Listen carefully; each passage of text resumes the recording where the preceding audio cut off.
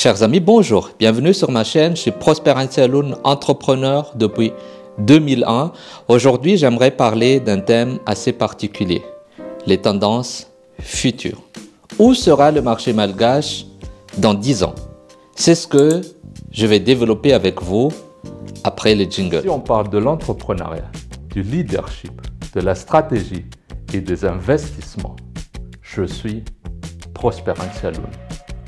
Ce sera une vidéo courte. Nous allons aborder ce sujet en 5 points.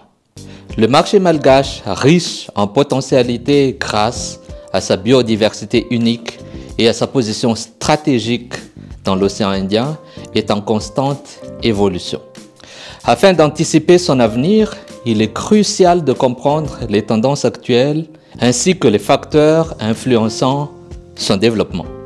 Premier point, nous allons parler de la croissance des secteurs émergents.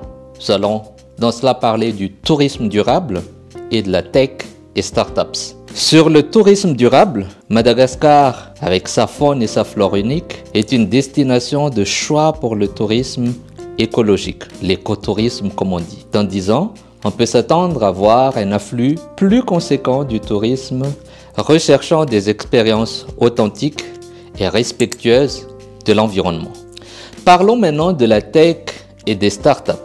Avec une population jeune et de plus en plus connectée, le secteur technologique malgache pourrait connaître une expansion significative, notamment dans le domaine des applications mobiles, mais pourquoi pas des solutions digitales adaptées aux besoins locaux. Deuxième point, c'est la modernisation de l'agriculture. Madagascar est un pays principalement agraire. 80% de la population vivent de l'agriculture.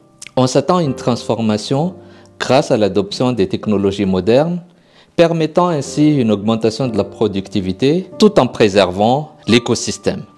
Point 3, ce sont les investissements étrangers. Face à la richesse des ressources naturelles et à la main-d'œuvre abordable, les investissements étrangers pourraient augmenter, notamment en provenance d'Asie et d'Europe, à condition que le climat politique reste stable. Dans le point 4, j'aimerais partager qu'il y a quand même des défis à relever. Il y en a plein, mais je vais retenir 2. Ce sont les infrastructures et l'éducation. En parlant d'infrastructures, pour soutenir la croissance économique, il sera essentiel de développer et de moderniser les infrastructures, qu'il s'agisse des routes, des ports ou des services de télécommunication. L'éducation et la formation seront cruciales pour fournir à la population les compétences nécessaires afin de répondre aux besoins des marchés en évolution.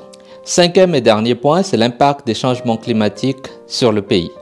Avec la montée des eaux et le changement des régimes pluviométriques, le paysage agricole et côtier pourrait être affecté.